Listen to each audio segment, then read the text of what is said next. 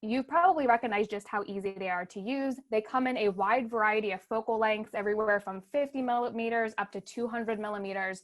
And then we also get into the whole world of dedicated macro lenses like the Canon MPE65. Does anybody have the Canon MPE65 or the Laowa Ultra Macro, which gets us 2:1 magnification ratio? The Canon MPE gets us 5:1 magnification ratio. And I'll talk about what that means here in just a minute for those who might be less familiar with magnification ratios. But does anybody have a dedicated macro lens like that, like the Canon MPE or the Laowa? They're really fantastic because you can achieve greater than traditional 1:1 magnification ratio. So what does macro photography actually mean? I should have started with that conversation. Macro photography, by definition, is photography that allows us to achieve 1:1 magnification ratio. So a true macro lens is usually advertised as being able to achieve that 1:1 mag ratio. And what that means is you can get physically close enough to the subject that you're photographing, or it's magnified enough through the optics of the lens to appear as life size in relation to the camera sensor. So of course your camera sensor tends to be pretty small. Of course there's full frame, there's crop sensors, there's the micro, is it micro 4/3 or 3/4?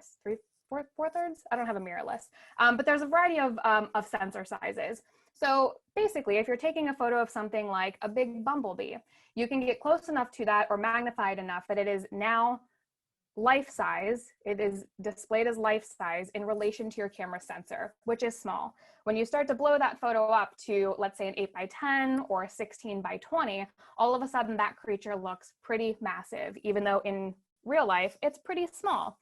So that is what traditional macro photography allows us to achieve. And that is what most macro lenses can get us. Now we do have some macro lenses like the Canon MPE65. That's a zoom macro, and we can get anywhere from 1:1 magnification ratio all the way up to 5:1 magnification ratio, which is huge, huge magnification, still considered macro. We don't get into micro photography at this point. So we're still kind of looking at the macro scope. And then that Laowa 60 millimeter gets us the 2:1 magnification ratio. So you can achieve some really, really great results by just throwing a macro lens on. Early on in my macro work, I was what I like to call a purist. So I shot by sunlight only, and I refused very stubbornly to use any sort of additional lighting. I didn't like using a flash. The real reason is because I had no idea how to, and I had just no clue what I was doing. So I would only shoot in sunlight, and we live in Ohio. So most days when I planned to go out to do photography, I couldn't actually get anything in focus because it was too low light, because it was cloudy and gray out. And I can't tell you how many times I had planned to go to the park, to Cuyahoga Valley. My favorite place to shoot was just south of Boston Store Visitor Center. Along the towpath, there was that wonderful field of wildflowers. So, or at least there was 10, 12 years ago. But most days I would go out, shoot by sunlight, and was getting pretty good results with my macro lenses. Once I started using macro flashes, that's when a lot more options started to open up for me. And I will talk about macro photography flashes as well as we get through some of these major techniques. So as we go through too, I would invite you to open up your chat box, because I would like you to, if you know what some of these insects are or the spider species are, I would invite you to type those in, and we'll kind of play a bit of a guessing game. So I bet you didn't come here thinking that you would be tested on your entomological knowledge, but surprise, we are going to test you on some of your insect and spider knowledge. So anybody know what this little guy is? Again, you can feel free to unmute yourself as well, or just type it into the chat. You should be able to hover over the bottom of your screen if you're not seeing it. And there should be a button that says chat. If you're on an iPad or iPhone, it's probably somewhere near the bottom. I'm not as familiar with Zoom on an iPad.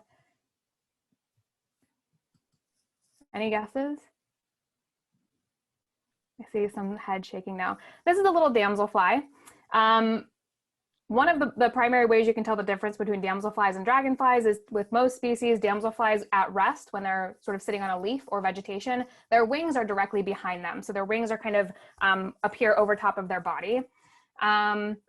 In something like this, which is a dragonfly, their wings are out to the side. So again, you'll see just, you can get great lighting. You can control the aperture, which of course controls your depth of field. So nice out of focus background, but the dragonfly is perfectly in focus. And I remember taking this shot up at Terra Vista in the north end of the park. Brings back some really great memories. How many of you are familiar with flash fall off? Depending on what type of photography you do, you might be familiar with flash fall off, you might be less familiar. Flash fall off, for those who might not be as familiar, is a phenomenon that happens when you are using a flash. Basically what happens is because light travels in a sort of conical shape, so you have your point source of light, as it travels further away from the source of the point source, it travels in sort of a conical shape, so it expands and expands and expands. And as it does that, it gets more diffuse. And as it gets diffuse, it's of course less strong. So it doesn't do as well at illuminating subjects that are farther away. So when you are using a macro flash, and that could even be the camera's built-in flash, which is what I primarily use, which again, I'll talk about. But no matter if you're using the camera's built-in flash or if you're using some sort of external flash system, you get what's called flash fall off. So basically the flash is strong enough because you're close enough to your subject to illuminate what your subject is. In this case, it's the lily. Anything behind the lily, because the background was so far away, is not illuminated because the flash fell off. It was so diffuse that it wasn't able to illuminate whatever's in the background. So one of the phenomena that you do have to consider in a lot of macro photography work when you're using flash is this idea of fall off, which results in really dark and sometimes stark black backgrounds. So in this case, this is a natural photo. I did not do any post-processing. I did not take this into Photoshop and like manually edit out the background. It just happened naturally because the flash fell off because the background was so far away from the lily itself. You'll see though, there's sort of some shadows coming into the lily. This was taken in a glass house where the sunlight was coming down through the glass very bright. So that's natural sunlight illuminating the flower, but everything else is out of focus and just disappears, which can be a really cool phenomenon. It can also result in some maybe unnatural looking photos in certain situations. So just one thing you need to consider from a technical standpoint as you get into macro photography.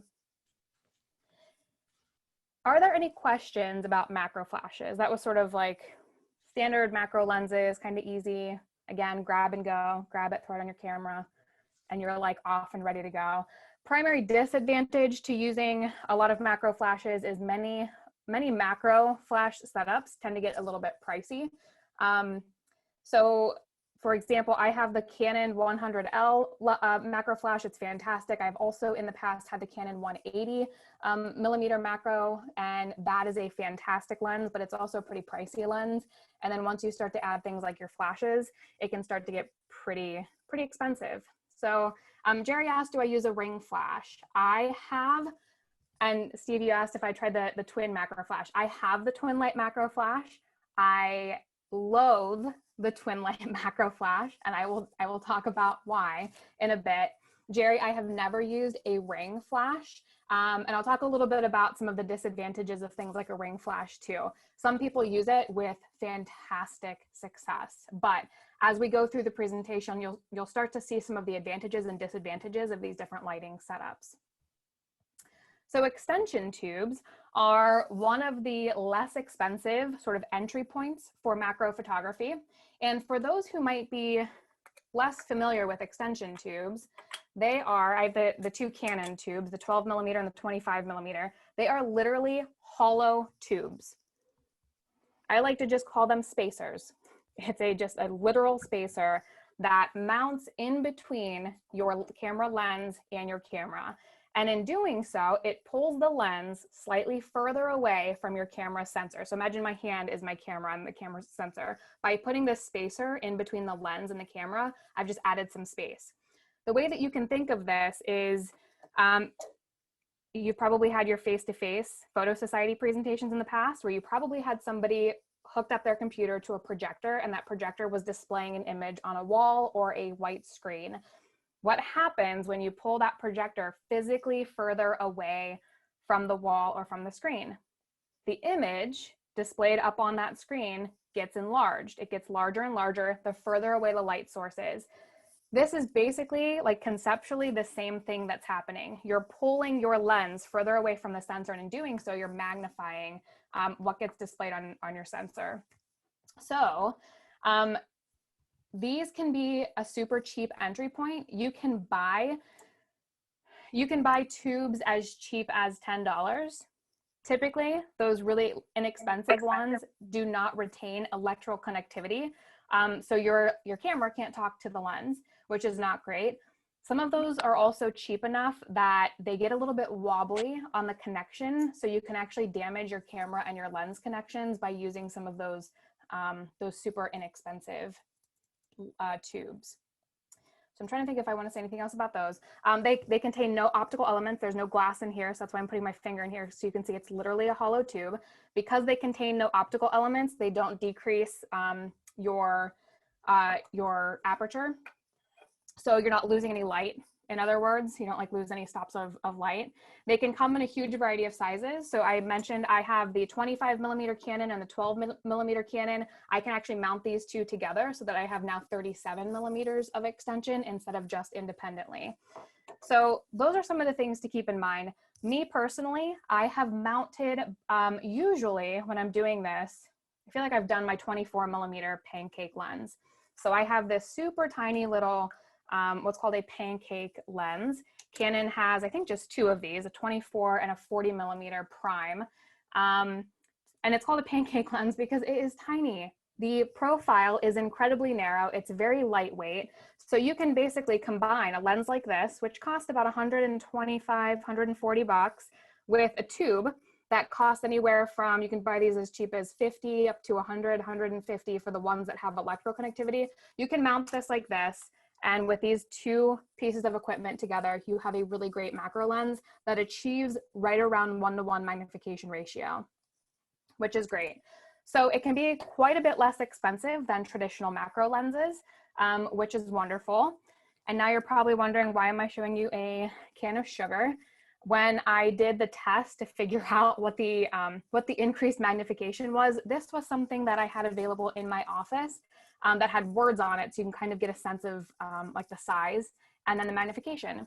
So this actually was taken with my Nifty 50, my 50mm Canon prime lens, just one of the super cheap ones. It's not one of the nicer 50mm. So I basically put my 50mm lens on my camera and got as close as I could while still retaining focus. And this was at the minimal focal distance, and I took this picture. And then I threw the 25mm extension tube onto this setup, and this is the magnification that I achieved. This is pretty good magnification for just throwing a simple extension tube on a 50mm lens. So that's why I wanted to share with you a little bit more about extension tubes, because you really do get some really great opportunities for macro photography in a very simple setup. So a number of years ago, I had the opportunity to travel to Costa Rica for a leadership program. It had nothing to do with photography, but if you've been to Costa Rica before, you know the insect opportunities are astounding. So I was super excited to take literally every piece of photography equipment I owned down on this trip with me. And I decided that that was way too much to take. So on a whim, instead of packing my macro flashes, my macro lenses, all of my equipment, I threw my 25mm prime lens, this little Pancake lens, along with my, I think I may have only used the 12mm extension tube with this. And that's what I took with me to Costa Rica. Had a great all-around lens in the 24mm without the tube. And then I had a great macro setup when I put the tube on. One of the downsides that I haven't mentioned about this is you lose infinity focus and your focal range is incredibly tiny. So you have to be very, very close to your subject when you're photographing it. And when I say very close, we're talking about, with this setup, I want to say it's about 3.5 inches away from your subject. So it's not like using a macro lens where you can sit back and take a photo zoomed in like on a butterfly sitting on a flower. You have to get right up in that butterfly's face in order to get your focus with this setup. And for many insects and many spiders any living creature, really, that's wild, getting that close to them, they don't always like it. So there's going to be plenty of times that that butterfly, that spider, whatever it is that you're photographing is long gone by the time you get anywhere near it. And that's, I think, a huge frustration of people who do more high magnification macro photography, but it's also something that I think you just learn to live with. And you start to really understand the behaviors of some of the creatures that you're photographing and know what's going to spook them, what's going to make them jump away. Beetles love to play dead. So if you've ever gotten close, like a lady beetle or other species, they roll their legs up and then they just roll off the leaf that they're on. So they like to play dead. You start to learn some of these nuances of different creatures. This is a little grasshopper from Costa Rica. Here is a leaf hopper. Again, you lose some quality in things like the background, but you can get pretty good magnification with a very, very simplified and fairly inexpensive setup. This photo is of a great bright green leaf beetle. You'll notice how reflective the surface of the beetle is. Again, we'll come back to some of these things as we talk about diffusion and lighting. I was not using a very good light diffusion system at this time. So highly reflective surfaces have a lot of hot spots in them. And that's something that you do need to think about because insects tend to be some of them, very shiny. Things like butterflies and moths that have scales, they sort of absorb the light, so you don't get as many reflective spots, but things like beetles especially, here's an example of a shell, you do get some hot spots in there because you're just so physically close to what it is that you're photographing. Any questions about extension tubes? Here's some just additional examples that I've taken. This one was taken in my own backyard here in Worcester. A little sweat bee. So very simple, pretty inexpensive. We are going to move on to my personal favorite topic, and I'll probably spend a little bit more time on reverse lens because I'm just so in love with this macro technique. And I started using reverse lens probably about 8 years ago now, 7 or 8 years ago. And I use it 99% of the time that I'm photographing these days because it's just a fantastic technique. It's something that I think functions really well. I can get really high magnification shots that I just can't get with my traditional macro lens. So what does reverse lens mean? Well, it literally means that you are reverse mounting your lens to your camera, which means you're mounting it backwards. And you do need a special adapter to do that. I mentioned on this slide that you can reverse mount a prime lens. Technically, you can reverse mount any lens as long as you have the right adapter. So yes, you can reverse mount a zoom lens. I have not done that before, so I don't have experience, but I have read reports from other photographers who have done that, and it does give them zoom capability then, which can be really, really neat. And I would encourage you to try that out, but we'll talk a little bit about some of the disadvantages to this technique too. I don't want to talk about the disadvantages in a really negative light because I think that the disadvantages can be really easily overcome with practice. So another thing that I'll mention here before we move any further is there's sort of an inverse relationship to magnification and the angle of the lens. So the wider the angle of the lens, the greater the magnification you will achieve. Any lens that can already achieve 1-to-1 magnification ratio, like any macro lens, will not give you any benefit whatsoever optically by reverse mounting the lens. So you don't even need to try it. What you do want to try reverse mounting is something like a 50mm lens. I personally use almost 100% of the time these days my 40mm, and I'm using a Canon 90D. So I am on a crop sensor, which is going to impact that magnification ratio. I've also tried reverse mounting my 24mm lens because it's wider, the magnification is greater. And I have a slide here that shows exactly what the magnification is that you can achieve with these. And there are websites that you can find that will give you the exact magnification ratio that you can achieve with different setups, including different lengths of extension tubes. There are some complex equations that go into figuring all of that out. And again, it matters if you're on a full frame camera versus a crop sensor. So let's take a look at kind of what this looks like. So I mentioned that you're literally mounting your lens backwards on your camera with the use of an adapter. There are two primary numbers or mounts that are, what am I trying to say? Like filter sizes that you need to keep in mind with this adapter. And I should say two specifications that you need to keep in mind when you go to purchase an adapter. The first is the filter thread size of the lens that you're using. So in other words, I'm looking for, oh, here it is. So whatever, like if you have typically a UV filter that goes on the end of your lens to protect it, whatever size that is, that's going to be one of your measurements that you need. The other will be the specific lens mount that your camera has. So because I'm on a Canon EOS platform, it's the Canon EF. So the specific adapter that I'm looking for is, I think mine is a 52 for this old lens that I use, 52 or 55. So this is a 55 millimeter to a Canon EF mount lens. And this is literally like a $10 or $15 ring that you can buy online. I have never seen these available in a camera store. I have only ever bought these in online, Amazon, B&H. I've also bought some on eBay. And then you mount this on the end of your lens, and then you can mount your lens backwards on your camera. Again, if you have any questions, feel free to keep those coming in. So there's two primary methods to reverse lens photography. The first one is what I call manual reverse lens, which is using an old manual lens that has a manual aperture ring. So the lens that I actually started on is an old Canon FD mount. So it was built for the film days. It's an FD mount camera, what is this? A 28 millimeter? This is a 28 millimeter prime lens. It has a manual aperture ring, and that's what's super important. Most modern lenses, like here's that 24 millimeter I showed you earlier, this does not have any mechanism to change the aperture. I have no control over that. My camera has to tell the lens what aperture to stop down to when I press the shutter.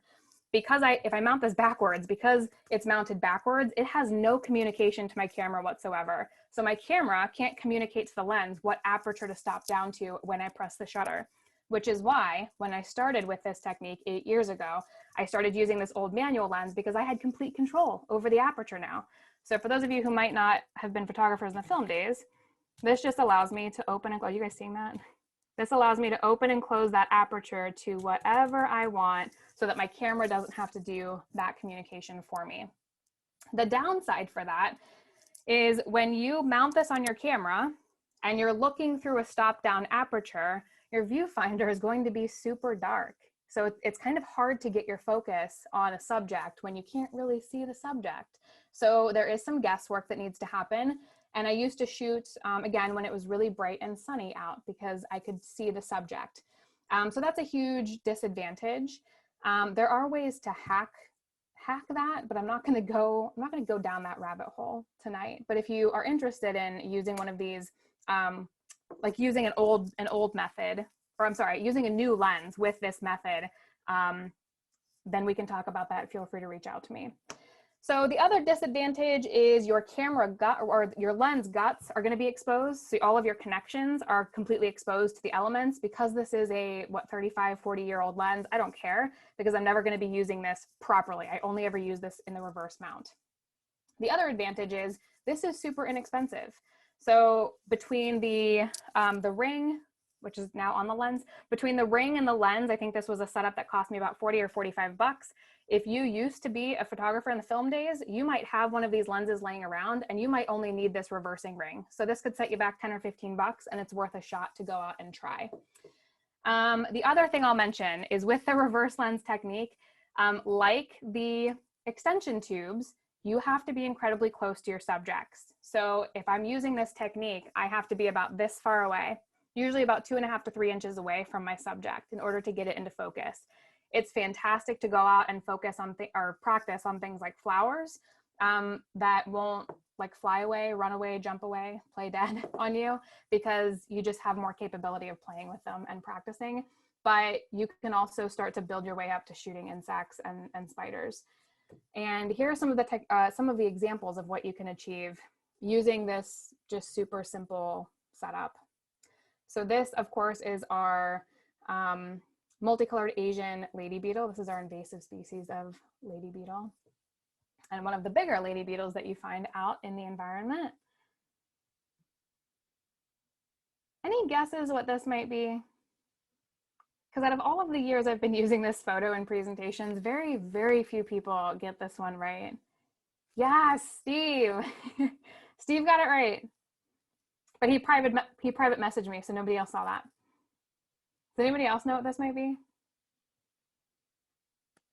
Seeing a lot, some shrugs, some nows.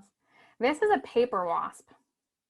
A lot of people think that it's either a grasshopper. I've also gotten praying mantis, which is really funny because it kind of lets me know, like, a lot of people haven't ever maybe really looked into the eyes of a wasp before, or a grasshopper, or a praying mantis. So I always love to like see, I always just love to see people's reactions to what they think certain bugs are. But this is the paper wasp.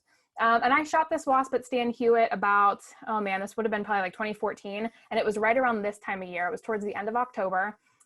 Because it's getting colder outside, insects are less mobile. They don't fly as well because they're not warmed up, and they derive their bodily heat from the elements. So if it's not sunny and if it's rainy and cold, then they don't move as much. So it's very, very easy to go photograph them this time of year. Just go out into your garden, or go to Stan Hewitt, or go to the park, and look for little guys like this hanging out. This is one of my favorite species of insects. This is a jagged ambush bug. I like to think that they look like little tiny dinosaurs. These guys are pretty small, and I don't see them a ton, although we have some mint out in our backyard, and we have tons of ambush bugs on the mint, but I have a hard time finding them in other environments. But ambush bugs, they're fantastic. They're real small, but look at the detail that you can achieve with a lens that was, manufactured in the early 1970s, and a simple ring that you can buy for 10 or 12 bucks. This is a leafcutter bee. So some species that people might be maybe a little bit afraid of. I know a lot of children and youth are afraid of wasps and bees, but I think when you can get down on the same level as them and look at them in the eyes, it just kind of helps change your perception a little bit. You can even see like individual pieces of pollen kind of stuck in the hairs on the face. And all with just an inexpensive setup. Here's another example of a sweat bee. Again, you can see some pollen there. And yes, I do some flowers, not as much these days as I used to, but I do some flower work. So here's just a little white aster. This photo should be after this slide because I actually took that one recently, not with the manual lens. So a couple of years ago, somebody reached out to me via my website and said, do you know there's this modern piece of equipment that you can use that actually allows you to reverse mount like modern lenses and still retain communication? And I said, no, I had no idea. But I did promptly buy that piece of equipment that same day. It was about $100. And it was called, and I'm gonna type this into the chat just so that you have it. Although you might be able to find it used. Velo no longer makes this piece of equipment. It's called a Velo reverse mount adapter.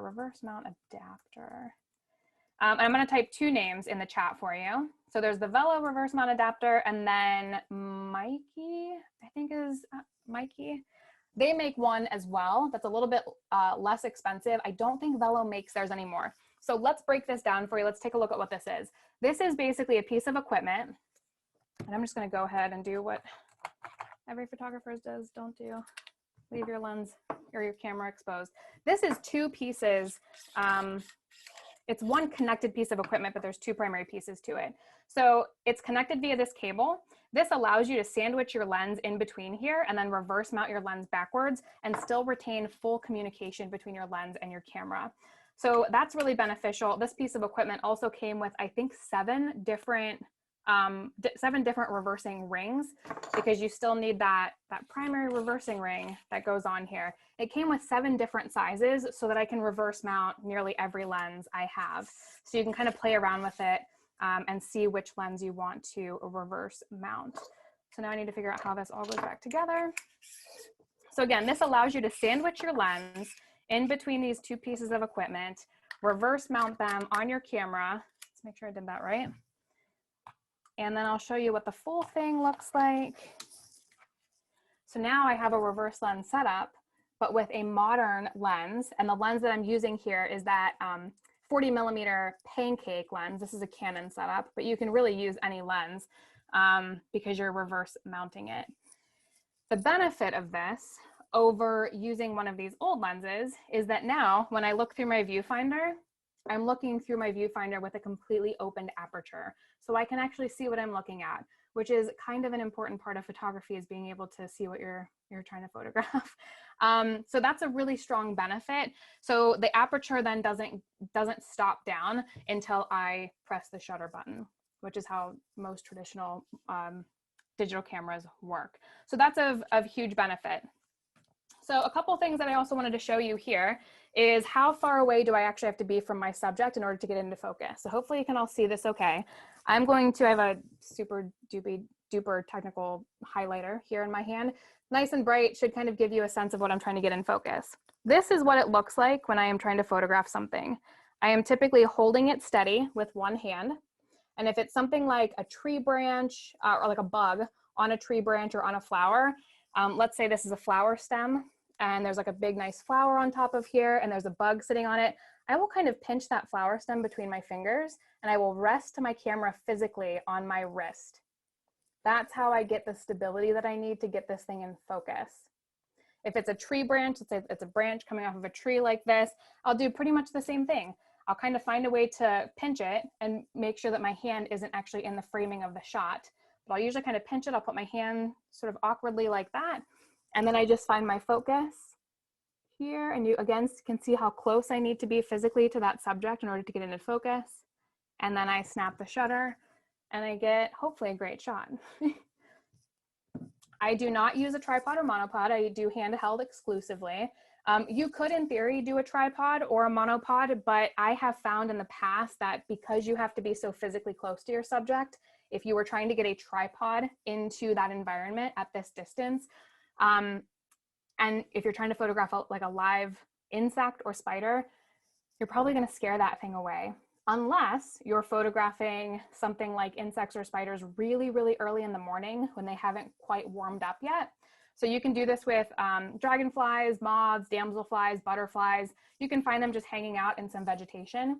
And you can, I don't recommend like manipulating them too much, like don't hurt them, but you can get pretty darn close to them and not scare them away because they physically can't move yet. They haven't warmed up enough to fly away. So you can do that. You could probably go in with a tripod or monopod and get some pretty good results. And I also got a question about focus stacking. Great question. I focus stack very, very rarely because I do everything handheld, excuse me. In most situations, I'm not getting enough photos in the same framing to actually successfully focus stack. I have some macro photographer friends who do shoot handheld and can get 10, 15, 20 photos of subjects. I literally have no idea how they do it, like of living specimens. And then they can go in and focus stack all of those different things to get a really fantastic, like completely in-depth, like focus photo. I'm not that good, but I have been able to focus stack, I think as many as 3 photos. And that's a rarity. So no, I don't do that regularly. So again, this setup is a little bit more expensive than using the manual setup like this old lens because it does require an additional piece of equipment by way of that reverse mount adapter. But for $100 or 50, 60 bucks, it's still a really, really good setup. So here are some examples of photos that you can get with this type of setup. This is actually Rosie, my pet jumping spider that I got very recently. I used to hate spiders, used to be terrified of spiders, and then I started photographing them, and I have just fallen in love with jumping spiders in particular. So this little girl is Rosie. She's now an adult. She and her brother, I don't know if they've actually come from the same mom, but her and her brother Roscoe, this guy, they like to just hang out, and I love to photograph them, and it's really great practice for macro photography, particularly this time of year when there's not a lot happening outdoors. So those are some spiders. Here's a great dragonfly. I like to use this example because dragonflies are notoriously one of those insects that they're really hard to get close to. So if you've ever photographed them with a telephoto lens or even a traditional macro lens, you probably know it's a little bit hard to get super close to them. Now imagine being just 3 inches away from the end of their face. It is possible. I like to show this photo because it is possible to get close enough. You just have to be patient with them and, again, kind of understand their behaviors and what's going to spook them. Now this photo in particular, I'm going to check the time here. This photo in particular was taken with the reverse 24 millimeter lens, which got me 2.6 to 1 magnification ratio. So that's quite a bit higher than the traditional 1-to-1 magnification ratio. What's going on here? We have a group of brown marmorated stink bug eggs. Everybody loves brown marmorated stink bugs this time of year as they're entering into your homes looking for warmth. I found a group of stink bug eggs, and it wasn't until I brought my camera up to my eye that I noticed this tiny little parasitoid wasp. These parasitoid wasps will lay their eggs inside the eggs of the stink bug. The eggs hatch, the larvae eat the larvae of the stink bug, thereby controlling, like biological pest control, thereby controlling stink bug populations, which is wonderful. There is also a very, very tiny little mite on the eye of the wasp. And these wasps are about 1.5 millimeters to 2.5 millimeters in length. So you can imagine just how tiny that little mite is on the eye.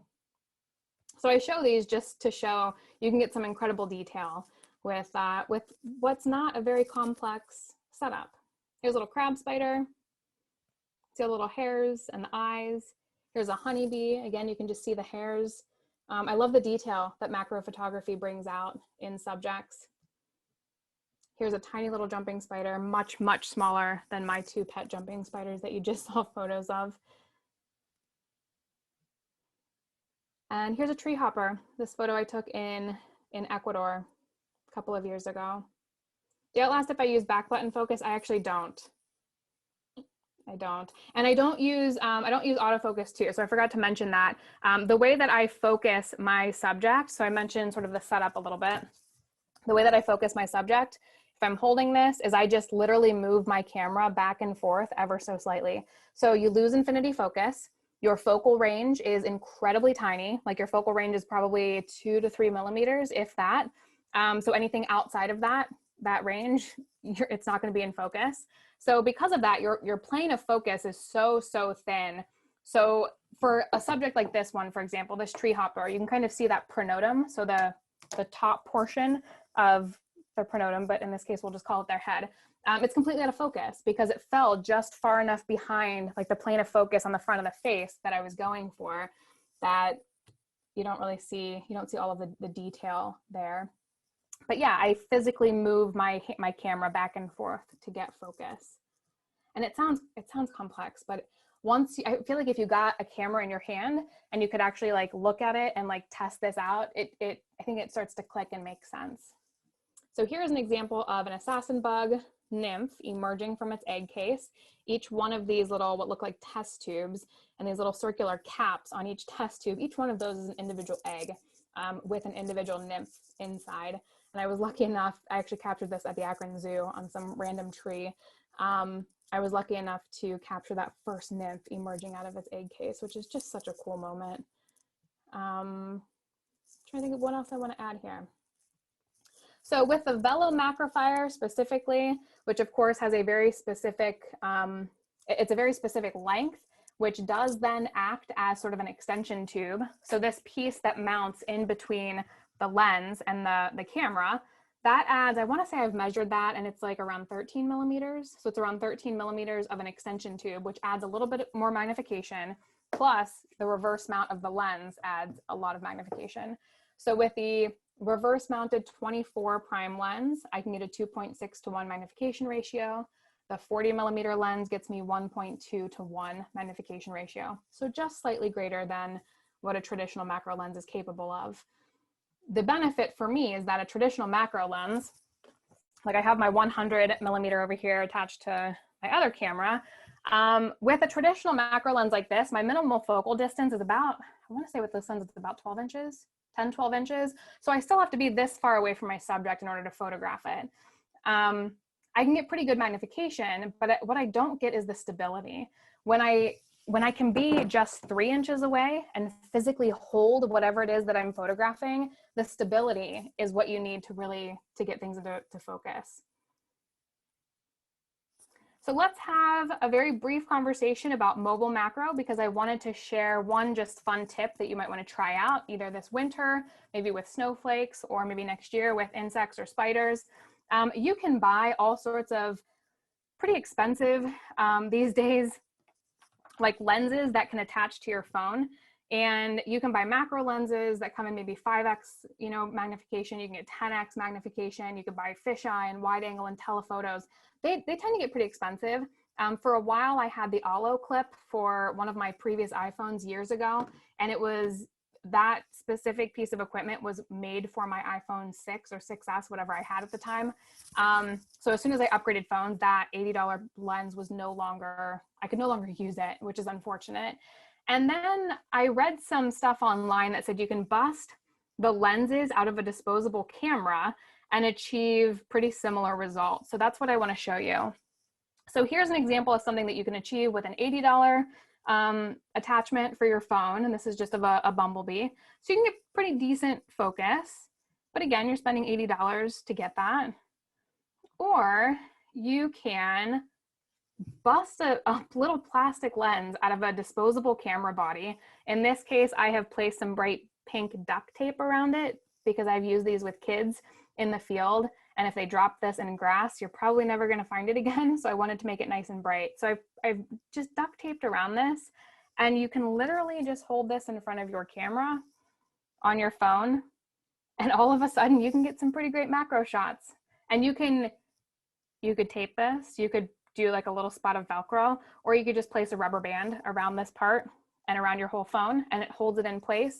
So here on the left, you'll see a photo that is as close as I could get with my phone without any sort of lens or attachment. And then this photo on the right is just holding this little tiny free plastic lens that I busted out of an old disposable camera body. Hold that in front of my phone, and you can get some pretty great magnification. And it's just a super simple like hack.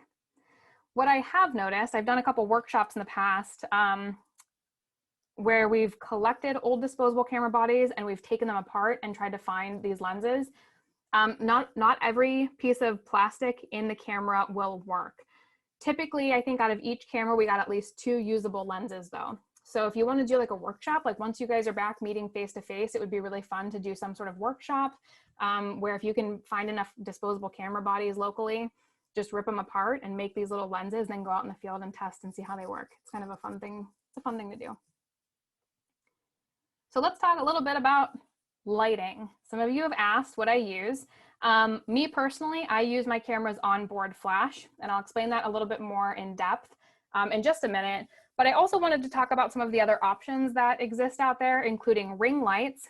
And I personally have this twin light Canon macro flash, which mounts to the end of the lens, whatever lens you're using. This I would have mounted to this guy, this 100mm lens. You mount it, and then you have these sort of rotating light heads that you can rotate around. It's heavy. It's super effective. I mean, it does the job. It does what you need it to do. I paid about $900 for that flash when I got it back in 2011, I think it was. So it's expensive. It's an expensive piece of equipment, and it is heavy and cumbersome. And quite frankly, I never learned how to use it. And it's still sitting in my closet because nobody wants to buy it off of me. And I don't use it because I just found it to be a little bit too clunky. The ring flash is a little bit less clunky. Usually something mounts in the hot shoe or cold shoe, and then it just attaches to the lens. It's a ring light, so it's great. The disadvantage of something like a ring flash is you cannot diffuse the light because it's directly in front of your subject. So you can't really put anything around it in order to provide some additional diffusion. So you're not seeing a perfect ring of light in some of your subjects. So early on in the presentation, I mentioned some of your really reflective subjects, something like a beetle, for example, or the eyes of a bee or a wasp or a praying mantis. They're super reflective. So what you'll end up getting is a perfect ring of light reflecting back at you. And there's no easy way to diffuse that. You can put some diffusers around this twin light flash, and you can build some really cool DIY stuff. But I want to talk about that for just a minute. So I mentioned that I use my camera's onboard flash, which seems super counterintuitive because for most professional photography, the onboard flash is completely useless. And in some cases, I've often wondered, why do we even include onboard flashes anymore? And then I found this reverse lens technique and I'm like, this is perfect. I love this. So I use my camera's onboard flash. I also have this, it's called a Grassland Spark, is the name of it. And this might be backwards as I show this to the camera, but I can type this into the chat as well if you're interested. The Grassland Spark, it is just a big hunk of plastic that mounts over top of your flash and provides some diffusion. I have also placed some additional pieces of styrene inside of here, so you can actually take this white lid off and place additional diffusion in it. And then this is my favorite. This is my super highly technical piece of equipment. This is a piece of stencil blank. It's like a thin sheet of partly opaque plastic. And I bought it at the craft store. It's used for making stencils, but it's nice and thin. And because it's like semi-opaque, you can kind of see through it. The light comes through it really nicely. And I've just created a little cuff here that basically mounts around my lens. And then I have two pieces of Velcro. I'm not sure if you can see this, two pieces of Velcro, and it just mounts around my lens. So I'm gonna go ahead and put this, again, super highly technical piece of equipment on my camera. That is a homemade diffuser. And I'll show you what the entire setup looks like. So this is my macro photography setup that I use, again, about 99% of the time when I'm in the field. It's super small, it's super lightweight. This basically, this piece of stencil blank just provides an additional layer of diffusion. So when the light pops out of my flash up here, it's already diffused coming out of here, but that still provides quite a bit of a harsh white spot or bright spot in my photos. This provides just some added diffusion. On this slide, you'll see a ton of different homemade DIY diffusion options. Some people use paper towels, some people use Pringle cans, some people use cereal boxes. You can make diffusers out of so many different things. So I would invite you to explore that. I've spent the last 10 years creating just weird DIY diffusers, some of which have worked wonderfully, some of which have worked not at all. This is finally the technique that I landed on, and I personally love it. The reason why I like this is because I'm not adding any extra weight to my setup. So I'm using a very lightweight lens, and I'm not adding any bulk with some sort of additional macro flash. And it's also much cheaper than a $900 macro flash. So that's an added benefit. So we are like right at 8 o'clock. I can stay on and keep talking, but I think we were supposed to wrap up around 8. But I also just wanted to mention a couple final tips. So if you gotta head off, I would invite you to head off, and I would thank you for attending. But for those who want to stay on, is it okay if we keep going? I just have a few more minutes worth of content. I wanted to share some stuff about backgrounds in particular, and then I also wanted to just showcase some snowflakes for you. So the big thing I wanted to talk about is backgrounds, because earlier we had a conversation about flash fall off. So this is an oak tree hopper. The background is pretty dark. So it's dark green, so it kind of matches the colors. If you wanted that to be brighter, like here's a different example of a tree hopper. The background here is almost like this lime green, bright yellow. So how did I accomplish that? I literally looked at the ground, found a leaf that I liked, and I held that leaf in the background of the photo. So you don't have to get super complex about it. You could even take a bright piece of paper with you, or a little index card, and you could hold that in the background. So this is what that looks like, and it does kind of get awkward. So imagine this is the tree branch. Again, super highly technical piece of equipment. My highlighter is the tree branch. Imagine that this lens is my leaf. So I'm kind of pinching the leaf in between my fingers. I'm holding, and the leaf has to be big enough to take up your whole frame. I'm holding the leaf behind the tree branch, and then I'm balancing my camera on my wrist. And that is how I take the photo. So you do have to get a little bit, I think, you just have to practice, especially in how you're pinching that leaf here in the background. But that's how I take my photos. So for anybody who sees me in the park doing this, they're probably like, what is she doing? But you can get really great results from it. So again, you just kind of have to get a little bit creative. Here's another example of these tree hoppers. In this case, I just found an oak leaf. It was fall. It was late September, early October.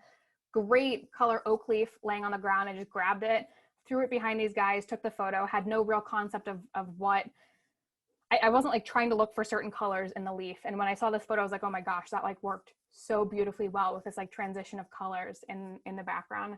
So again, just get creative and play around. Some subjects work really well with flash fall off, particularly anything that's a little bit lighter, like this little plant hopper, because it draws out a lot of the details in the insect. Unlike this photo, this is a photo where I did hold a green leaf behind this plant hopper, but because the plant hopper is already light, I kind of diluted a lot of the detail from the wings. So I wish I would have done flash fall off for this because it would have just drawn out a lot more of those details. So we talked about a number of other things. I wanted to show you a few more example backgrounds here before we do snowflakes for 2 minutes. Here's a skipper. I positioned myself so that I was looking directly up into the sky, and you get a nice blue sky in the background.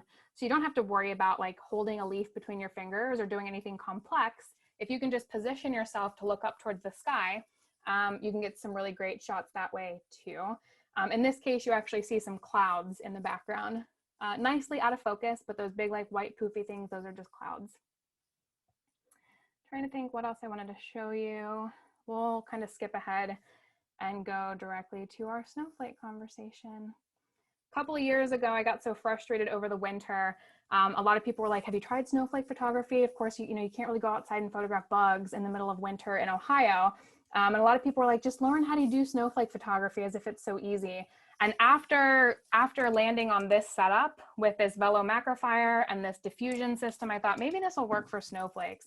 So I built this highly complex snowflake studio with a Tupperware container and some pastel construction paper from my kids in the bottom of that for nice soft background. And then I took a piece of glass out of an old photo frame, taped it up so I wouldn't like slice my fingers open, set it outside on my porch for about 20 minutes so the glass plate got nice and cold, and waited for an active snowfall.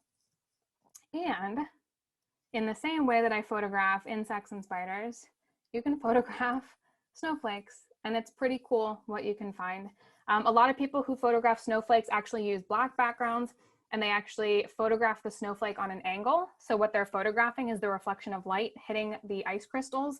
And usually what you end up with is just a really cool, like beautiful shot with a black background.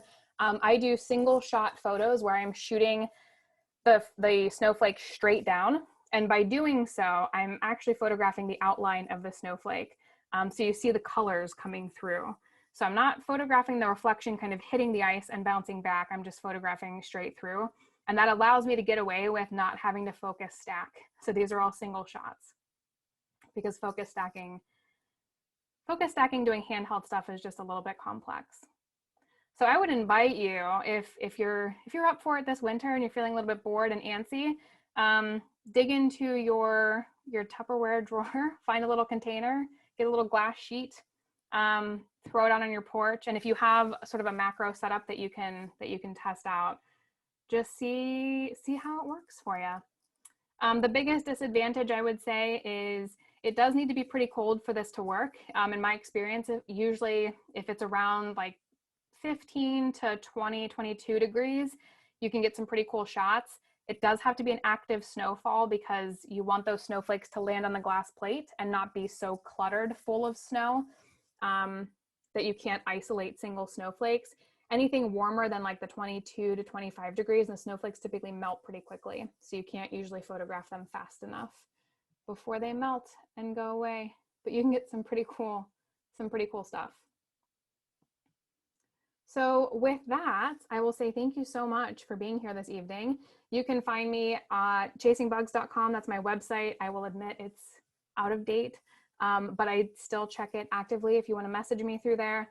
You can also find me at facebook.com/chasingbugs. And if you want to follow along with my pet spiders and you're on Facebook, you can also find me at Rosie the Spood. So I will go ahead and type all of those into the chat in case you want to find me there. And with that, thank you so much for allowing me to be here this evening,